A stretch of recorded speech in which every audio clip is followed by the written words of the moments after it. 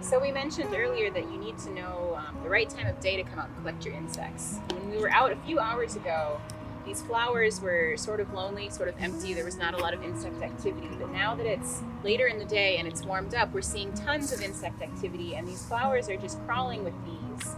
We're seeing honeybees, we're seeing bumblebees, we're seeing small solitary bees. Everybody's out here foraging for pollen, eating nectar, and just enjoying the warmth that they get from the sun, which is helping them to power their flight muscles, power their leg muscles, just help them overall with their daily activity. So we've got one bumblebee here that was caught. We've got several other different kinds of bumblebee floating around. So if you're able to look close at bees when they're feeding on, you might notice these colored sort of spherical shapes, these lumps sort of on their hind legs.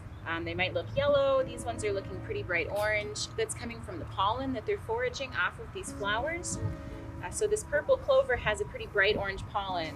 So we can tell that this particular honeybee has been foraging pollen off of this clover and has been storing it in its pollen storage units on its back legs.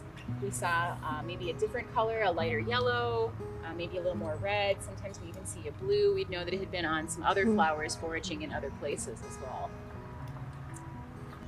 I also managed to catch earlier with a tool that we call an aspirator. We use this to catch really small insects that are difficult to get with our fingers or maybe difficult to get with other tools. It might be a little difficult to see, but we have some solitary bees that are in here that have also been out pollinating. So these are bees from different families that don't live colonially. They're not social. They actually live on their own, solitary bees. So we've got at least 3 or 4 different bee taxa, different bee species from different families that we're seeing just here in this cubic foot, just here on just one species of flower.